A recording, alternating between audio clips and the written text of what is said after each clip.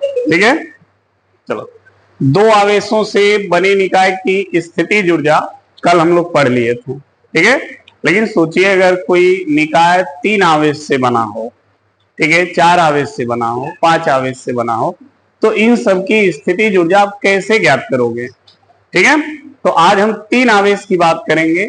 जैसे 3 आवेश का आप निकालेंगे उसी तरह 4, 5 जितना रहेगा, ठीक है, सबकी इसकी ऊर्जा वैसे ही निकलती चली जाएगी। तो 3 आवेशों से हेडिंग डाल लें, 3 आवेशों से बने निकाय की स्थितिज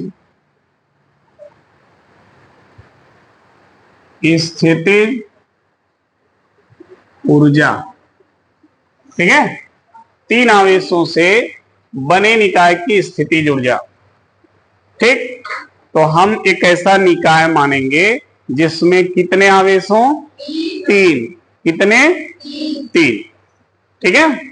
तो मान लिया कोई निकाय है जिसमें सिर्फ 3 आवेश हैं, तो एक आवेश ये, एक आवेश ये और एक आवेश यहां पर। ये तीनों आवेशों के स्थान हैं जहां पर हम बारी बारी से तीनों आवेशों को अनंत से वहां तक लाएंगे।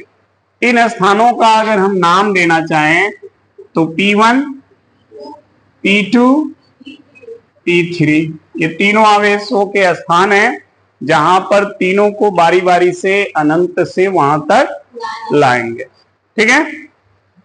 देखिए पहले Q1 को अनंत से यहां तक लाएं, किसको?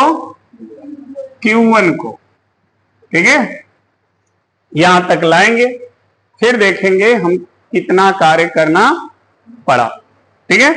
तो कल भी हमने पढ़ा था कि पहला जब आवेश आता है तो कितना कार्य करना पड़ता है? 0। क्यों 0?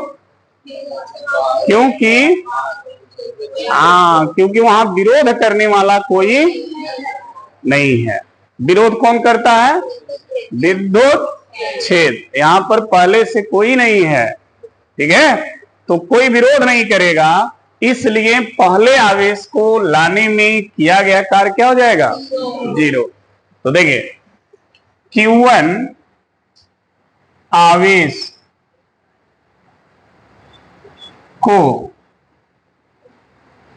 अनंत से P1 तक लाने में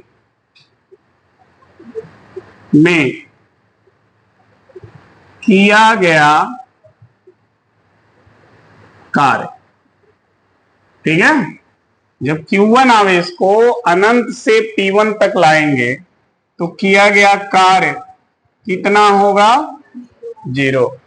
रीजन क्या है 0 होने का? क्योंकि वहां पर कोई वैद्युत क्षेत्र उपस्थित, तो वो चीज यहां ब्रैकेट में लिख दें, क्योंकि वहां कहां, जहां P1 है वहां E क्या है?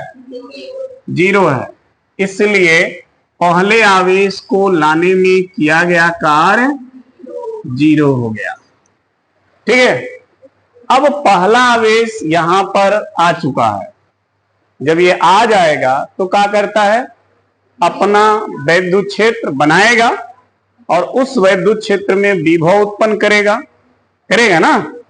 तो जब यहां पर आ गया Q1 तो ये अपने से ये दूरी जो है, इतनी दूरी कितनी है? R12। इतनी दूरी पर ये पॉइंट है, तो तुरंत इस पॉइंट पर अपना विभव उत्पन्न करेगा। और वो विभव कितना उत्पन्न होगा? तो V12, उस विभव को हम V12 कहेंगे, क्योंकि Q1 आवेश के कारण इस 2 पर विभव, ठीक है। और उस विभव का मान कितना होगा? K Q1 बाई R12, ये अपना विभव उत्पन्न कर दिया, ठीक है। अब केवल यहीं भर नहीं उत्पन्न करेगा, ये भी तो है, तो इस पर भी ये विभव उत्पन्न करेगा। और ये कितनी दूरी पर है? R1 3, 1 से 3, ठीक है। यहां भी विभव ये उत्पन्न करेगा और यहां पे जो विभव उत्पन्न होगा वो होगा V1 3, फॉर्मूला K Q1 बटा R1 3। हो गया? समझ में आ रही बात ना? दोनों जगह अपना विभव उत्पन्न कर दिया। दूरी दोनों जगह अलग अलग है, इसलिए देखिए दोनों जगह दूरी अलग अलग लिखी गई है। आवेश एक ही है जो दोनों जगह उत्पन्न कर रहा है, इसलिए दोनों जगह आवेश Q1 रहेगा। Q1 है, हो गया ना? समझ में आ गया? तो पहले आवेश को लाया, कोई कार्य नहीं हुआ क्योंकि वहां पर कोई पहले से वैद्युत क्षेत्र उपस्थित नहीं था। अब बारी आती है किसकी? दूसरे आवेश की। अब दूसरे आवेश को अनंत से उसके स्थान तक क्या करेंगे? लाएंगे। जब दूसरा आवेश अनंत से यहां तक आएगा ना, तो उसको कार्य करना पड़ेगा। और वो कार्य कितना होगा? तो यहां पर दूसरे आवेश को लाने में जो कार्य होगा, वह कार्य जिस आवेश को आप ला रहे हो ना, वो आवेश और जहां पर ला रहे हो वहां का विभव, तो वहां का विभव क्या है? V1, ठीक है, दोनों के गुणनफल के बराबर हो जाएगा।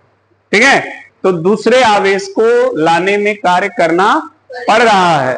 क्यों? क्योंकि जहां पर लाओगे वहां पहले से वैद्युत विभव बैठा हुआ है, ठीक है, विरोध करने के लिए, तो वहां पर कार्य करना पड़ेगा। तो लिखेंगे Q2 आवेश को, एक मिनट, Q1 आवेश के कारण, ठीक है, P2 पर क्या?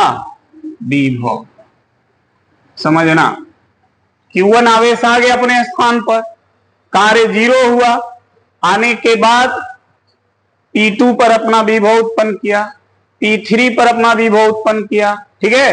तो P2 पर जो विभव उत्पन्न किया, उस विभव का मान V12 बराबर है K Q1 बटा, ये कहां का विभव है? P2 पर, ठीक है। इसके साथ साथ Q1 आवेश और कहां विभव उत्पन्न करेगा? हाँ, के कारण P3 पर विभव, P3 पर विभव, तो क्या हो जाएगा? V13 बराबर Q1, हाँ, R1 3, दोनों जगह वो विभव उत्पन्न कर रहा है। ठीक, अब Q2 आवेश को अनंत से P2 तक लाएंगे, तो अब देखना, Q2 आवेश को अनंत से P2 तक लाने में किया गया कार्य, P2 आवेश को अनंत से, Q2 आवेश को अनंत से P2 तक लाने में किया गया, तो कार्य कितना होगा? W2 बराबर लाया गया आवेश और वहां का विभव V12, W2 बराबर Q2 और V12 का मान यह है कि Q1 बाई, गुणा करके देख लो, के Q1 बटे, ठीक है। तो दूसरे आवेश को अनंत से लाने में किया गया कार्य इतना होगा, सही है। अब लो भाई, अब दूसरा जब आ गया तो इहो क्या करेगा? अपना बनाएगा, आगे वैसे छोड़ देगा, इहो बनाएगा ना, तो ई कहा फटाक से ना इस पर अपना दबदबा बना दो, ये भी यहां भी बहुत उत्पन्न करेगा। तो इससे इसकी दूरी कितनी हो जाएगी? R23 ना भाई, 2 है, I3 है तो R2 3 हो जाएगी। ठीक, और इसके कारण जो यहाँ विभव होगा वो विभव हो जाएगा V2 3 होगा, दूसरे वाले के कारण तीसरे पॉइंट पर विभव। अब देखो इसका भी मान क्या हो जाएगा कि यहां Q2 R2 3। ठीक बा। अब यहां पर जब तीसरा आवेश अनंत से आएगा यहां पर तो सबसे ज्यादा काम करना पड़ेगा इसको, क्योंकि यहां विरोध करे वाले दो दो पहुंच गए हैं, एक V1 3 और एक V2। अब दोनों के विरुद्ध उसको काम करना पड़ेगा, तो सबसे ज्यादा काम किसको करना पड़ेगा? तीसरे वाले को। फ्री में कौन है? पहला। दूसरा वाला उससे थोड़ा सा ज्यादा काम किया, तीसरा उससे भी ज्यादा काम किया। ठीक है, तो अब तीसरे को लाएं। समझ में आ रहा है तुम लोगों को? छोटकी समझ में आ रहा है? बहु आ रही हो? देखो इधर Q3 Q2 आया ना हो, तो Q2 के कारण विभव पहले निकाल लो। Q2 आवेश के कारण कहां? P3 पर विभव। तो कितना होगा? V2 3 इक्वल टू के Q2 बाई इतना हो गया। ठीक है, अब P3 पर कुल विभव कितना हो गया वो निकाल लो। बिंदु बिंदु P3 पर कुल क्या हुआ? विभव। ठीक बा। तो V बराबर V12 V13 प्लस V2 3, दोनों के विभव को क्या करो? जोड़ लो, ताकि पता चल जाए वहां विरोध करने वाला कुल कितना हुआ। ठीक है, तो V1 3 देखो इधर है कहीं, यहां पर है ना, के Q1 बटा R1 3 प्लस के Q2 बटा R2 3। ये हो गया P3 पर कुल विभव। समझ में आ गई बात? एक P3 का कुल विभव हो गया। अब Q3 को अनंत से क्या करो? लाओ। Q3 को अनंत से P3 तक लाने में किया गया कार्य, तो किया गया कार्य W3 बराबर जो आवेश ला रहे हो आवेश, और जो वहां पर कुल विभव है वो विभव। तो कुल विभव कितना? V, तो V रख दिए। अब देखो W3 बराबर Q3 और V का मान है ये पूरा, तो K Q1 बटा प्लस K Q2 बटा R2 3 हो गया। अब Q3 का इसमें गुणा, Q3 का उसमें गुणा, तो W3 बराबर क्या आएगा? K Q1 Q3 बटा R1 3 प्लस, अब Q3 का गुणा इसमें करो, क्या आएगा? K Q2 Q3 बटा R2 3।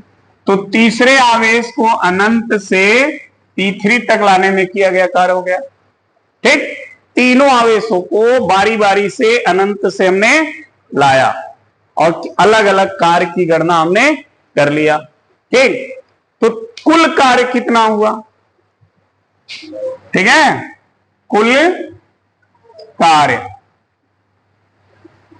कार्य कितना होगा? W बराबर W1 W2 W3। ठीक, समझ में आ गई बात? एक कुल कार्य तीनों को जोड़ देंगे, और आपको पता भी है कि कुल कार्य ही क्या है? स्थिति ऊर्जा। भाई रीडिंग आपका क्या है? तीनों आवेशों से बने निकाय की ऊर्जा। तो तीनों निकाय या चारों निकाय या 10 निकाय 10 आवेशों से बनाने, जितने भी आवेशों से निकाय बना होगा उन सभी आवेशों को अनंत से उनके स्थान तक लाएंगे और लाने में जो कार्य होंगे उन सभी कार्य को जोड़ेंगे। अब जो कुल कार्य होगा वही उस निकाय की स्थिति ऊर्जा होगी। ठीक है, तो चूंकि यहां पर 3 ही आवेशों से निकाय बना है तो तीनों को बारी बारी से अनंत से हमने लाया, तीनों के अलग अलग कार्य हुए, तीनों कार्य को जोड़ लेंगे और यही कुल कार्य निकल के आएगा जो उस निकाय की क्या कहलाएगी, स्थितिज ऊर्जा। क्योंकि कुल कार्य ही क्या है, स्थितिज ऊर्जा है, तो हम चाहे तो W की जगह क्या लिख देंगे, U। क्या लिख सकते हैं, U, क्योंकि स्थिर ऊर्जा क्या है, U से प्रदर्शित होती है। तो U बराबर W1 कितना, ये तो 0 है, W2 के Q2 बाई प्लस W3 यहीं पर है, के Q1 Q3 बटा प्लस के Q2 Q3 बटा R23। ये हो गई उसकी स्थिति ऊर्जा। अब 0 का मतलब खत्म हो गया ना, अब चाहो तो 0 हटा दो, तो कुल स्थितिज ऊर्जा कितनी हो गई, ये यही हो गया ना, ये स्थितिज ऊर्जा हो गई। ठीक है, तो अगर कोई निकाय 3 आवेशों से बना है तो उसकी स्थिर ऊर्जा इतनी होगी। लेकिन अगर सोचो कोई 4 आवेश से बना हो तो इसी तरह से करना है, पहले को लाएंगे कार्य 0, पहला आएगा तो जो 3 बचेंगे तीनों पर अपना अपना विभव फैला देगा। ठीक, फिर दूसरा आएगा कार्य करेगा, फिर दूसरा आएगा तो 2 जो बचेंगे उन पे वो अपना अपना, फिर तीसरा आएगा तो 1 जो बचा वो भी उस पे अपना करेगा। समझ में आएगा, इसी तरह निकलता चला जाएगा जितने भी आवेश से निकाय बना हो। समझ में आ गई बहु, कोई दिक्कत नहीं ना, तो नोट करिए। ठीक है, चलो देखो,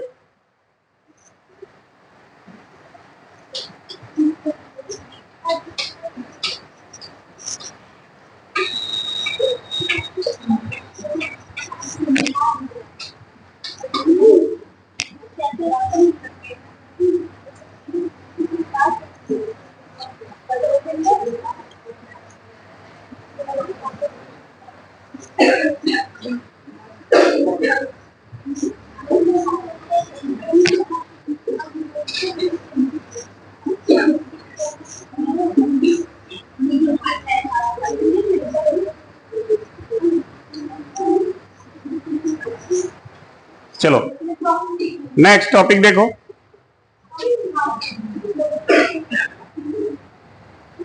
वाह क्षेत्र में एकल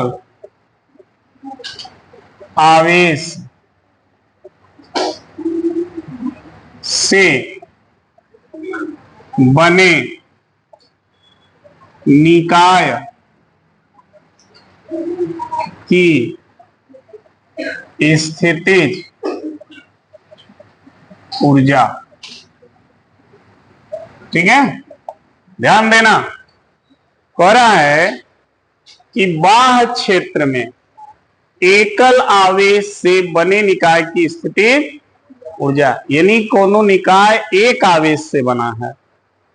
ठीक है, तो उसकी स्थितिज ऊर्जा बताइए, लेकिन कहां, बाह्य क्षेत्र में। बाह्य क्षेत्र का मतलब होता है पहले से विद्युत क्षेत्र उपस्थित है, पहले से विद्युत क्षेत्र उपस्थित है और उस विद्युत क्षेत्र में एक आवेश से बना निकाय रखा हुआ है। ठीक, तो उस निकाय की स्थितिज ऊर्जा क्या होगी, तो स्थितिज ऊर्जा के लिए हमको करना क्या है, कार्य की गणना करनी है। कहां से, अनंत से उसके स्थान तक लाने में। ठीक है, मान लो यहां पर पहले से विद्युत क्षेत्र है और इसी में एक निकाय है जो सिर्फ एक आवेश से बना है। ठीक, तो उस बाह्य क्षेत्र के कारण ये इस बिंदु पर विभव होगा ना भाई। जब बाह्य क्षेत्र पहले से है तो उस क्षेत्र में कोई भी पॉइंट लोगे तो उस पॉइंट पर विभव होगा। ठीक है, पहले वाले केस में क्या था, इसके पहले कि पहले से कोई बाह्य क्षेत्र नहीं था, इसलिए पहला आवेश जब लाया जाता था तो कार्य क्या हो जाता था, 0। लेकिन यहां पहले से क्षेत्र है, ठीक है, तो पहला आवेश जब आएगा ना तो उसको कार्य करना पड़ेगा। ठीक वही प्रकार से जैसे पत्तल के पास कोनो बुढ़ऊ चाचा लाठी ले खड़ा बाटन, अब जो पहला कुकुराई खाए ओके डायरेक्ट पड़ी कि मार दी है, ठीक बा, तो उनके विरुद्ध हुआ आएगा, यानी तब उसको भी कार्य करना। तो यहां जो बाह्य क्षेत्र है ना वो बुढ़ऊ चाचा की तरह काम कर रहा है, यानी यहां जौन भी आवेश आएगा सबको काम करना पड़ेगा। अब देखो ये लाठी लेके यहां खड़े हैं, ठीक, और यहां पर कुकुर को आना है खाने के लिए, ठीक, और ये लाठी लिए हुए, तो जब आएगा तो पहले वो इन्हीं को देखेगा, मार दें, तो फिर इधर उधर घूम घूम के आएगा, कहीं न कहीं से वो आएगा, कभी कभी 2-4 डंडा पाएगा, ठीक है, फिर भी आएगा। मतलब क्या है, इनके विरुद्ध क्या कर रहा, कार्य कर रहा है। पहला कुकुर की बात मैं बोल रहा हूं, चलो पहला वाला आ गया, काम करना पड़ा। अब जितना काम करना पड़ा वो उसकी स्थिति ऊर्जा हो गई, ठीक है। उसी तरह से जब यहां पर ये पॉइंट है और ये पॉइंट किसी पहले से उपस्थित विद्युत क्षेत्र में है, तो पहला जब आवेश आएगा यहां तक अनंत से, तो उसको काम करना, कितना काम करना पड़ेगा, तो देखो कार्य बराबर हो जाएगा जिसको आप लाओगे, तो किसको ला रहे हो, Q1 को, और जहां पर ला रहे हो वहां विभव कितना है, VR, ठीक है। तो पहले एक आवेश को लाने में इतना काम करना पड़ेगा। क्लियर हो गया। अगर वो निकाय एक आवेश से बना है तो उस निकाय की स्थिर ऊर्जा यही हो जाएगी, क्योंकि इतना कार्य करना पड़ेगा। क्लियर। लेकिन अगर वो निकाय एक से अधिक आवेश से बना है तब क्या होगा, जैसे 2 आवेश से बना हो, 3 आवेश से बना है, तब क्या होगा, यस 10, चलो इधर देखो, ठीक है। तो एकल आवेश से अगर कोई बना निकाय बाह्य क्षेत्र में है तो उस निकाय की स्थिति ऊर्जा कितनी होगी, इतनी, क्योंकि एकल आवेश है तो एक ही आवेश को अनंत से क्या करेंगे, उसके स्थान तक लाएंगे, और लाने में किया गया कार्य कितना होगा, इतना, तो यही उसकी स्थिति ऊर्जा हो जाएगी। ठीक है, क्लियर हो गया। चलिए तो नोट करें, लिखे, माना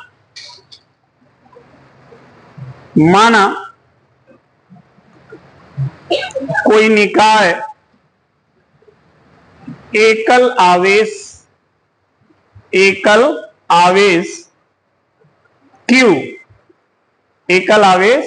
Q से बना है,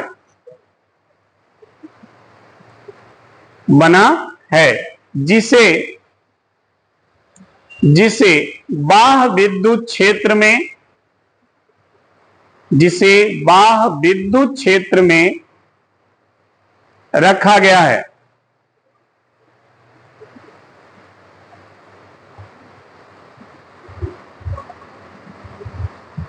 हो गया। आवेश को अनंत से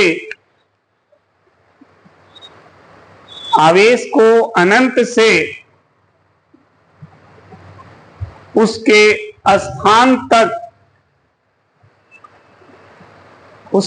स्थान तक लाने में किया गया कार्य,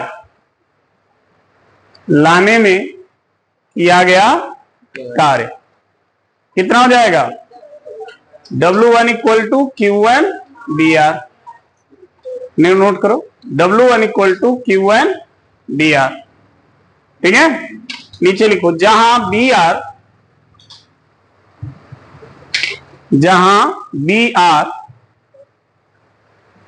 बाह्य क्षेत्र के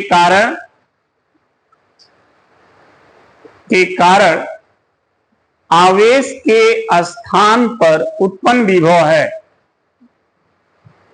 बाह्य क्षेत्र के कारण आवेश के स्थान पर उत्पन्न विभव है।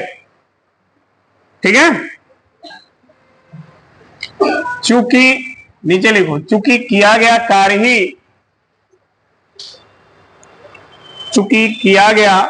कार्य ही निकाय की स्थितिज ऊर्जा कहलाता है।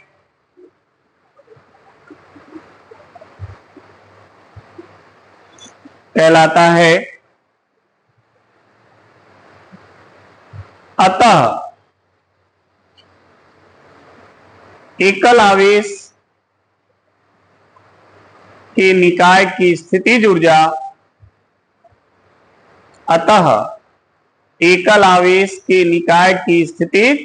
ऊर्जा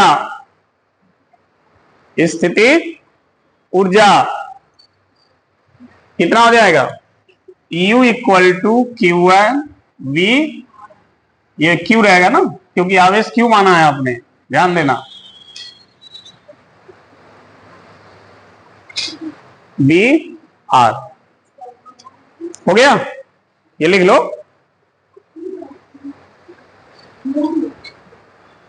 स्थिर ऊर्जा को U से प्रदर्शित किया जाता है, इसलिए W को हम क्या लिखेंगे? U।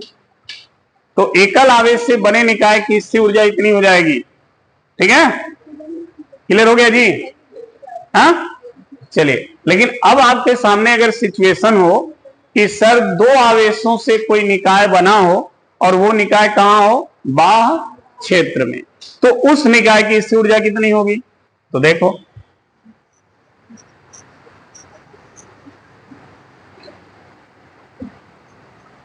बस एक थोड़ा सा चेंज कर देंगे। दो आवेशों से बने निकाय की स्थिति ऊर्जा। ठीक है, अब देखो, दो आवेश से बना निकाय मतलब ठीक वही काम। यहां पर ऐसे दो स्थान है, यहां पर बुढ़ऊ डंडा लेके कहां है? खड़े हैं, ये बाह्य क्षेत्र हैं। यही वो क्षेत्र है जो इन सब के ऊपर अपना दबदबा बनाया हुआ है। ठीक है, अब पहला वाला आया, समझ रहे हो ना? पहला वाला कौन आया है? कुकुर, ये लेटेस्ट कुकुर है, पहला वाला आया। ठीक है, तो इसको यहां आने में कार्य किसके कारण? इनके विरुद्ध में आ रहा है वो ना, तो कार्य करना पड़ेगा। अच्छा, ये जब आया है ना, तो बुढ़ऊ का केवल दबदबा इसी पे नहीं था, इस पर भी था। बुढ़ऊ ने यहां भी विभव उत्पन्न किया, यहां भी विभव उत्पन्न किया, यहां R1 किया, यहां R2 किया। समझ में आई बात? दोनों जगह विभव उत्पन्न किए। अच्छा, ये यहां आ गया तो इहो अपना इस पर विभव उत्पन्न किया, समझे? तो यहां पर विभव कैसे हो गया? दो, एक इस आवेश के कारण, इसके कारण, और एक इस बुढ़ऊ के कारण। अब जो दूसरका आएगा यहां पर, वो इनके विरुद्ध भी कार्य करेगा, और तो इसका कार्य इनसे क्या होगा? ज्यादा हो जाएगा। समझ में आई बात? तो अब इसी चीज को यहां देख लो, यहां समझो। मान लो ये दो स्थान हैं और इन्हीं दो स्थान पर दो आवेशों को रखकर निकाय बनाया जाएगा। ठीक है, ये P1 है और ये P2 है।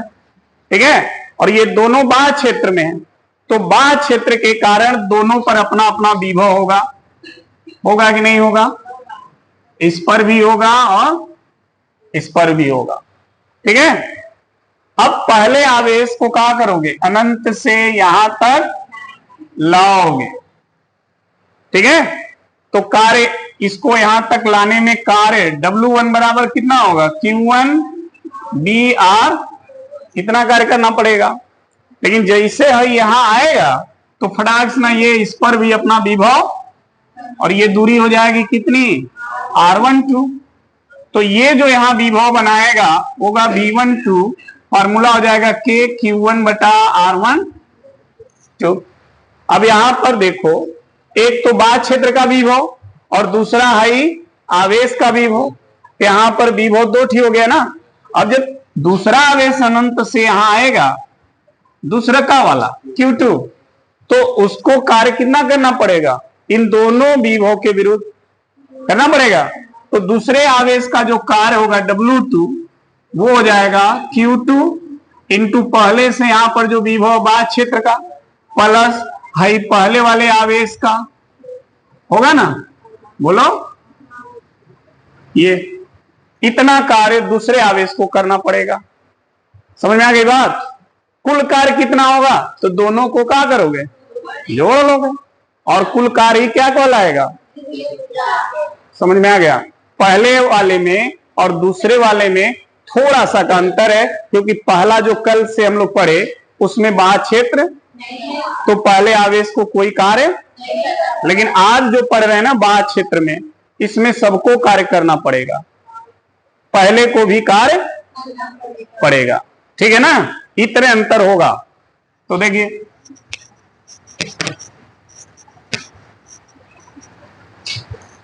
मान लीजिए कोई निकाय दो आवेशों Q1 और Q2 से मिलकर बना है, जिनके स्थान P1 और P2 हैं, और ये निकाय कहां स्थित है, बाह्य क्षेत्र में। तो लिखेंगे माना बाह्य क्षेत्र में Q1 व Q2 से बने निकाय या बना निकाय क्या है, स्थित है। मान लिया बाह्य क्षेत्र में Q1 Q2 कूलाम से जो निकाय बना है वो कहां है, स्थित है। ठीक है। इन आवेशों का स्थान का P1 व P2 है। ठीक है। बाह्य क्षेत्र के कारण, बाह्य क्षेत्र के कारण P1 व P2 पर क्या विभव, बाह्य क्षेत्र के कारण P1 P2 पर विभव कितना है, VR1 व VR2 है। दोनों पर बाह्य क्षेत्र के कारण विभव उपस्थित है। ठीक है। Q1 आवेश को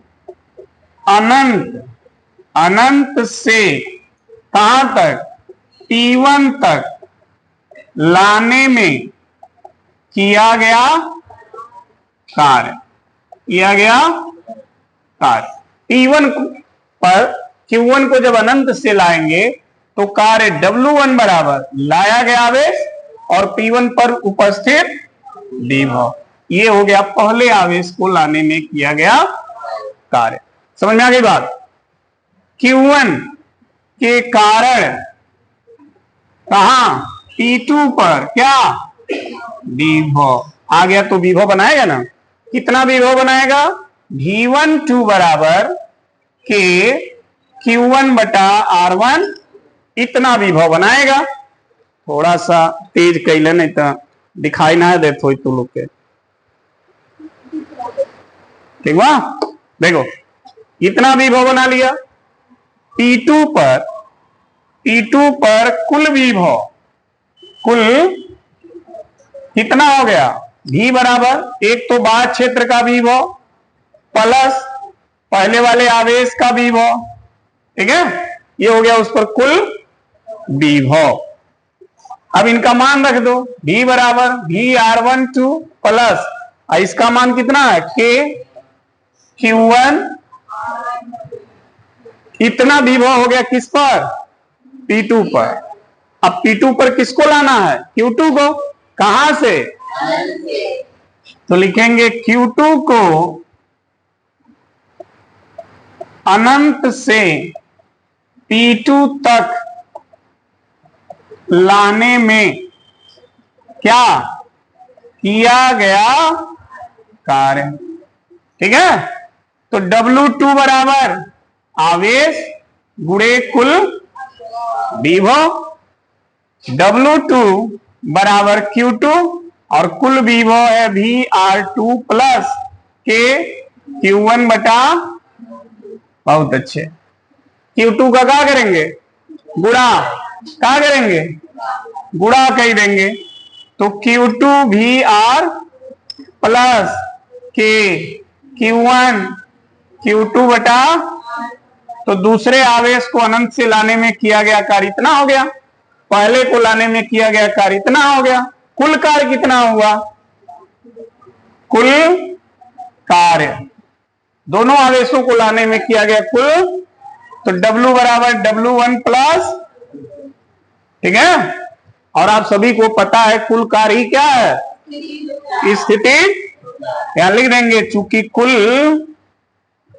कार्य ही क्या कहलाता है, स्थिति ऊर्जा कहलाता है, तो W की जगह स्थिति ऊर्जा यूं लिख देंगे, बराबर क्या हो जाएगा W1, और W1 का मान है Q1 भी प्लस, ठीक है, और W2 का मान है ही है Q2 VR2 प्लस के Q1 Q2 बटा R1, तो ये हो जाएगा बाह्य क्षेत्र में दो आवेशों से बने निकाय की, समझ में आ गई बात।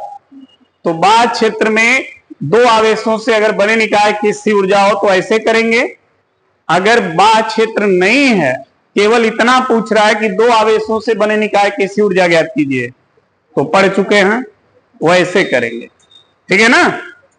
उसमें क्या होगा, पहले आवेश का कार्य 0 हो जाएगा, बाकी सब आप समझदार हैं, कर लेंगे, ठीक है, नोट कर लीजिए।